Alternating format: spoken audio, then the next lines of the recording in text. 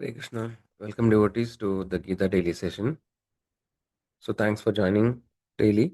So today we'll be discussing Bhagavad Gita 9.2. So let's take the blessings of the Lord, Jagannath, Baldev, Subhadra, Maya, Sudarshan, Lakshmi, Narasimhadev, God, Nitaya, Panchatattva. Let's pray that by their mercy we shall understand the spiritual topics of Bhagavad Gita. So let's recite the prayers.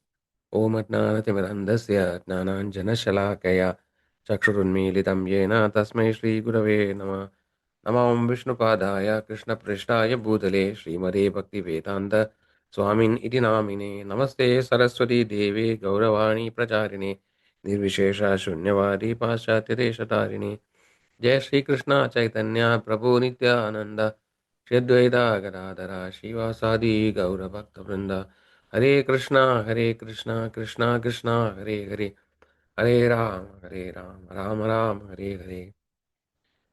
Let's dedicate a session to His Divine Grace A.C. Bhaktivedanta Swami Srila Prabhupada, Founder Acharya of International Society for Krishna Consciousness. By His mercy, we are able to understand Bhagavad Gita and are also able to apply it in a practical way in our day-to-day life. So let's thank Srila Prabhupada. Srila Prabhupada ki jai. So we'll recite the Sloka 9.2. Rajavidya Rajaguhyam Pavitram Midamuttamam Pratyaksha Dharmyam Susugum Kartumavyayam. Repetition. Rajavidya Rajaguhyam Pavitram Midamuttamam Pratyaksha Dharmyam Susugum Kartumavyayam. This knowledge is the king of education, the most secret of all secrets. It is the purest of knowledge, and because it gives direct perception of the self by realization, it is the perfection of religion. It is everlasting and it is joyfully performed. Translation by His Divine Grace Srila Prabhupada. Srila Prabhupada ki jai. So let's see the word to word meaning. Rajavidya, the king of education. Rajaguhyam, the king of confidential knowledge. Pavitram, the purest. Idam, this. Uttamam, transcendental. Pratyaksha, by direct experience. Avagamam, understood. Dharmyam, the principle of religion. Susugam, very happy. Kartum, to execute. Avyayam, everlasting. So let's look at the translation again. This knowledge is the king of education, the most secret of all secrets. It is the purest knowledge, and because it gives direct perception of the self by realization, it is the perfection of religion. It is everlasting and it's joyfully performed. So let's discuss the shloka in more detail. So we are actually now on the 9th chapter of Bhagavad Gita. So till last day we were discussing the 8th chapter. 8th chapter was titled as Attaining the Supreme. So the Lord was giving the information how one can attain the Supreme Lord by remembering Him at a time of death, or the practice that we perform throughout our life, how it culminates in the remembrance of the Lord. So this was the 8th chapter. And 9th chapter, actually, the Lord is continuing the discussions on the topic of devotional service. So we have seen some time back that Bhagavad Gita have 18 chapters, so it can be considered as block of 6 chapters, 6, like that. So the middle 6 chapters are considered as the confidential part of Bhagavad Gita, or no, it is talking about the highest path or highest, the topmost path by which we can attain the highest perfection.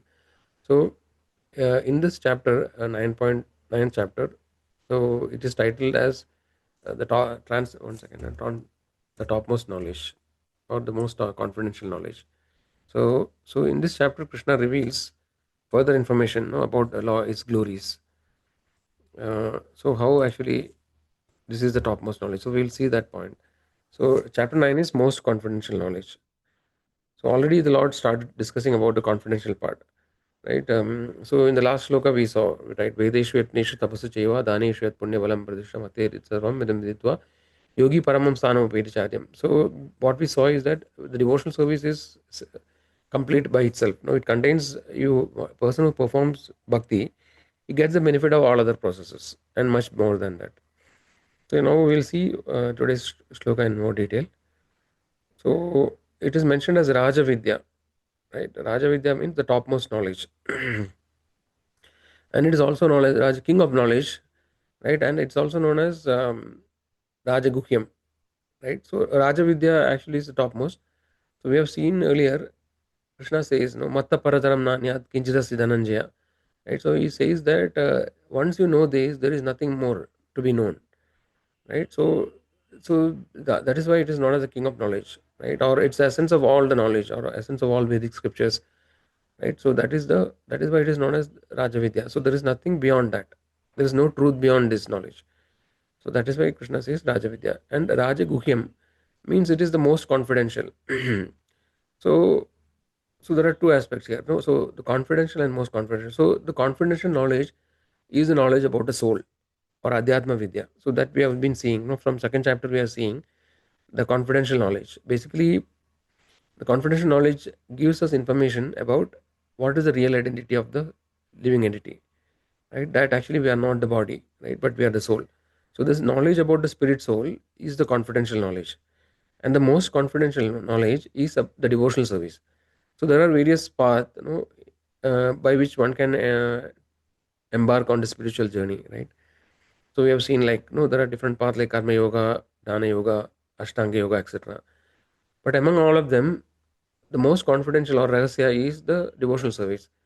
So apparently, it may appear, no, that is, it's very simple process, but then at the same time, not many of the spiritual seekers, no, understand that that is actually the topmost path, right, by which you can attain the highest perfection. So even though it is open secret, but then many people don't realize it actually, right? So Bhagavad Gita is a book which is available to everybody, right? And even other Vedic scriptures are also available. Anybody can read it, but to come to the right conclusion, right, that actually it is not easy. Not everybody comes to the right conclusion that, no, this is the topmost, no, this is the bhakti is the topmost path. So hence it is known as Rajaguhyam, or the most confidential, right? And it cannot be understood by material intelligence, as I just mentioned, right? If somebody may be a great scholar in Sanskrit, right, but then if he reads Bhagavad Gita, he may not come to the right conclusion.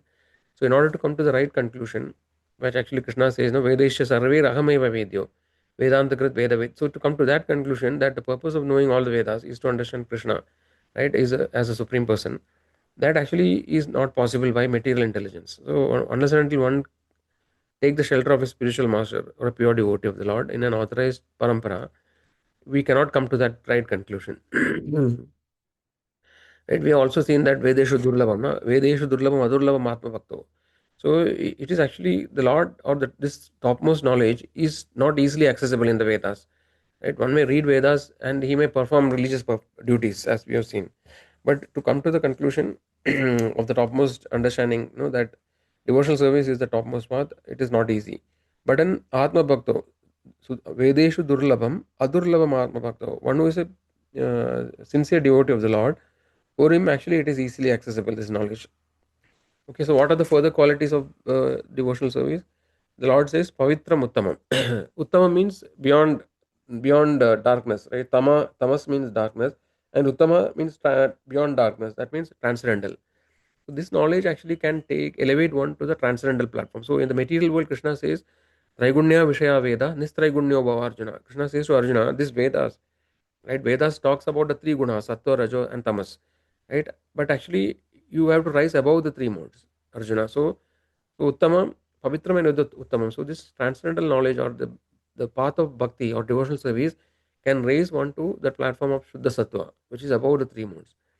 And Pavitram means by performing bhakti, one can become completely pure. It can be completely purified. It can purify its existence by performing bhakti. So, so how actually it is, we have seen it earlier. The process of bhakti, when we do devotional service, right, we are actually connecting with the Supreme Lord. Because actually we execute bhakti as a service to the Lord, right? So whatever activity we perform in devotional service, like starting with the chanting, Shravanam Kirtanam, right? So the Shravanam is hearing the transcendental vibration, right, about the Lord, and Kirtanam is actually chanting the holy names. So we have seen that in Kali Yuga, the Lord appears in the form of holy names, right? So Kali Kale Nama Rube Krishna Avatar. So the Lord actually is not directly manifest easily in the Kali Yuga, but and He is present in the form of His holy names, and by chanting the holy name. So, and then there is also mentioned that Abhinnatvam Nama Namino. So Lord actually is completely absolute. Absolute, it is known as absolute truth. So which means that there is no difference between the Lord as a person present in front of you, and the Lord as a sound vibration present in front of us, right? And any other thing, like for example the Lord's pastimes, the Lord's paraphernalia, the deity, So anything which is connected to the Lord actually is non-different from the Lord.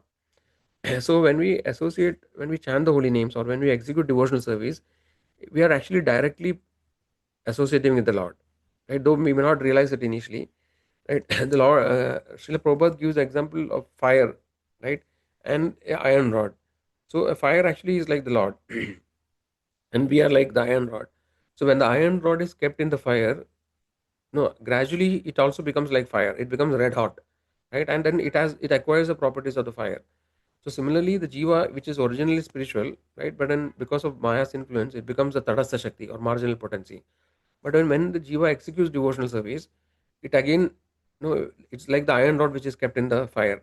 So the jiva again rekindles, its spiritual property. So this way, when we are executing the devotional service, actually we become purified by the association with the Lord. So no, that is why it is known as pavitram, idam and pratyaksha vagamam means directly experiencing. So the devotional service, the results of devotional service can be directly perceived. So the example scriptures gives is like just like a person who is hungry, right, or who has not eaten for many days, and when he eats, so with every morsel of the food he eats, actually he becomes nourished, and he immediately feels nourished. He immediately feels the change. So similarly, when one executes bhakti or devotional service sincerely, he immediately start perceiving the changes within him. Right, he start experiencing his lost happiness. So basically, all the jivas in the material world, they are actually constantly seeking for happiness, right? And this is the original spiritual happiness or ananda or bliss, right, that he was experiencing when he was serving the Lord in the spiritual world, right? And as soon as the jiva again connects back to the Lord, he can immediately perceive that actually the glimpses, no, it is not that he comes completely, to the blissful stage, but he can start getting the glimpse of the transcendental happiness. So that way, executing bhakti is pratyaksha, or we can have direct perception. And most important, last point is susugum kartum avyayam. Right? Avyayam means it is everlasting. No, it is eternal. The bhakti, the jiva's eternal constitutional position is to serve the Lord. Jivara Swarup Hoy Krishna and Das. Right? So the constitutional position of jiva is to serve the Lord. So this is the eternal position of the jiva, to serve the Lord, and in that position he becomes happy. Right? Susugum kartum avyayam. So devotional service is something which is joyfully performed. That we have seen in the previous session, we have discussed about it. So how devotional service is performed happily, because we can see practically, that actually devotees, when they perform devotional service, like doing kirtan, singing the kirtan of the Lord, right, or chanting the holy name of the Lord, right, and then they're dancing in the kirtan.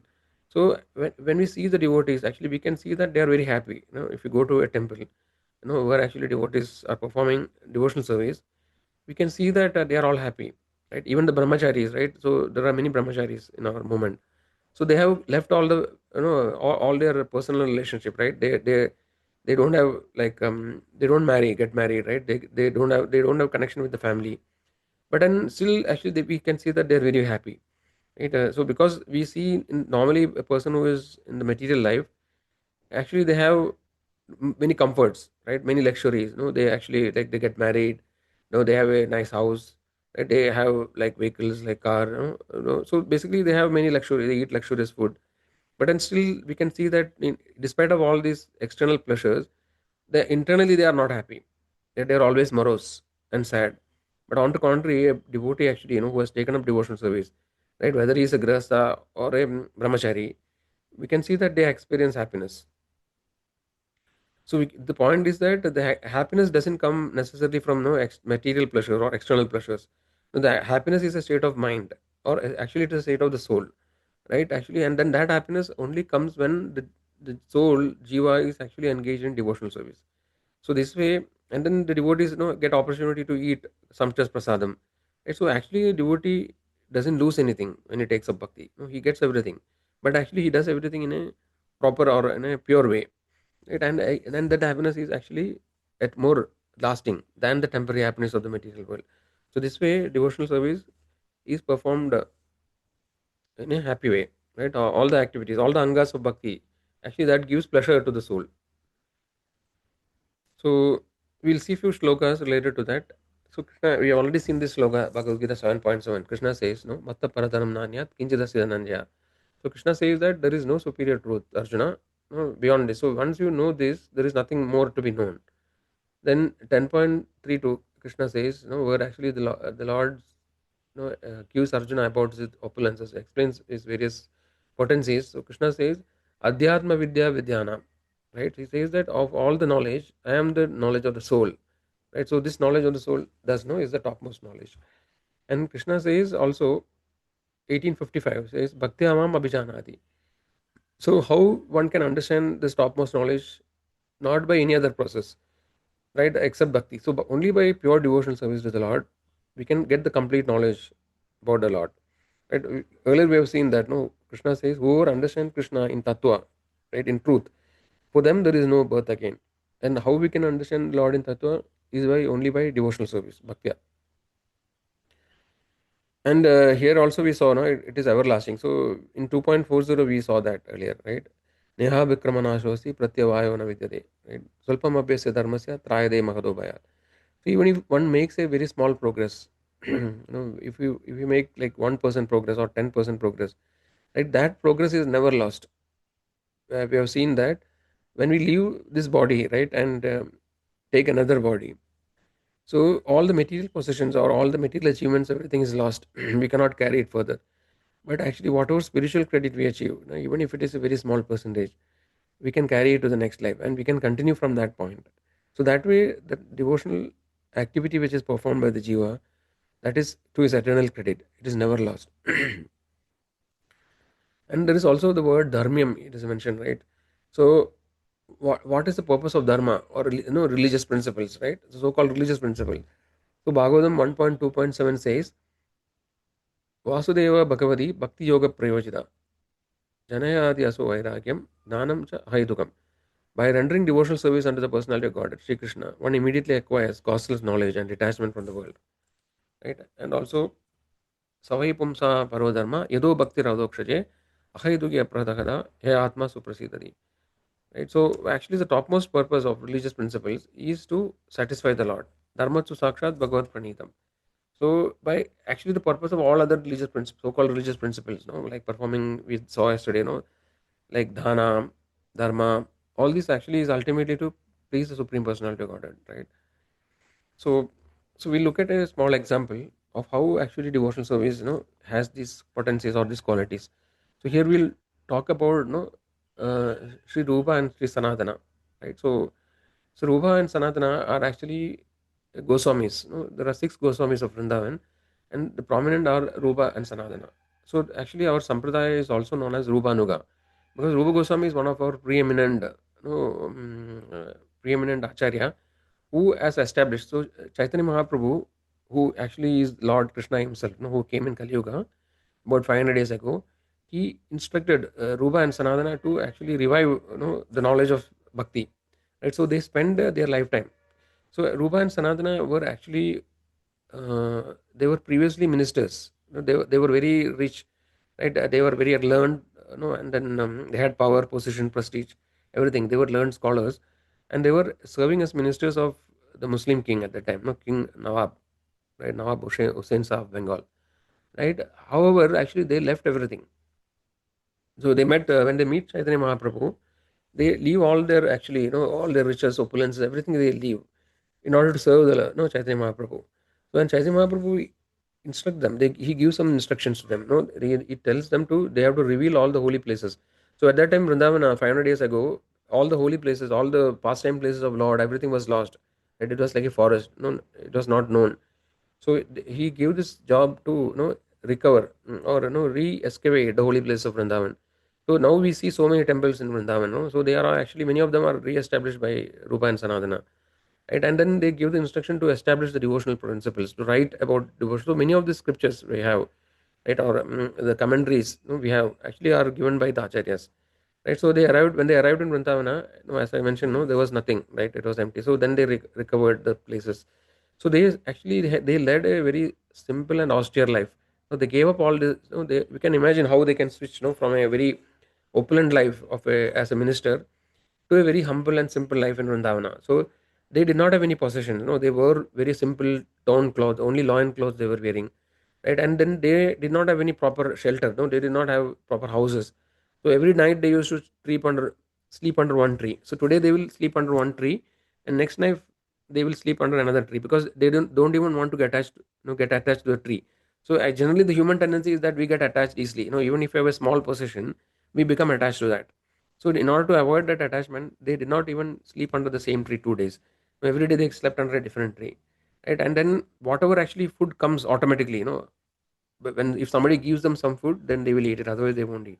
So this way, they actually led a very austere life, right? So, but nevertheless, and then they had very slept for very little time, but then they never felt no they are losing any, they are like they have a lack of anything. They never felt that they are deprived, right? So internally, they were constantly feeling bliss because of the devotional service to the Lord. They always felt the presence of the Lord, and even they got darshan of the Lord, right? So this way, we understand here actually, that so the external appearances, may not always be the right perception, right? They can be deceptive.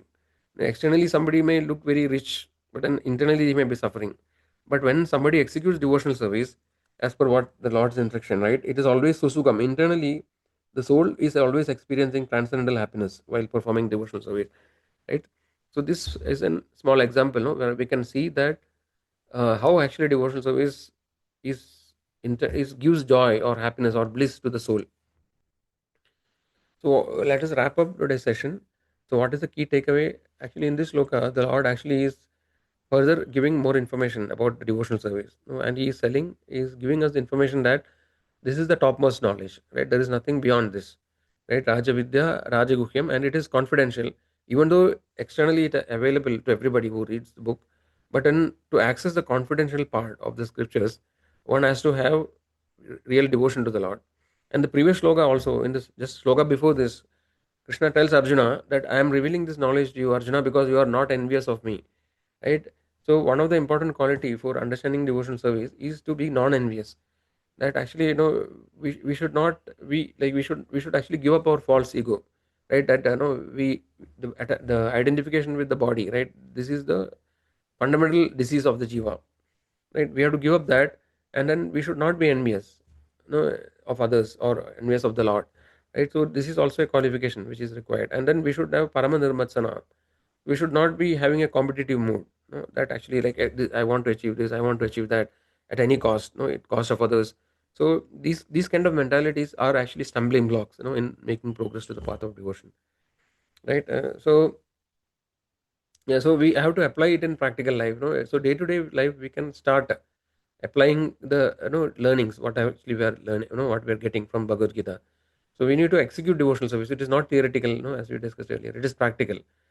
Prataksha vagamam dharmyam, to attain, to experience the real benefit of bhakti, we need to start executing it. So basically, starting with the chanting of the holy name, like Hare Krishna mantra, like Hare Krishna, Krishna Krishna, Hare Hare, Hare Ram, Ram Ram, Hare Hare. So this Hare Krishna Maha mantra is a Kali Yuga Dharma mantra.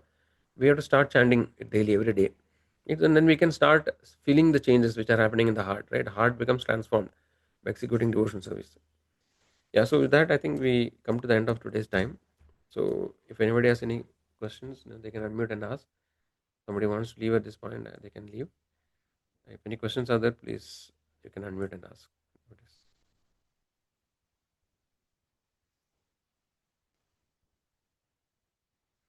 Hare Krishna.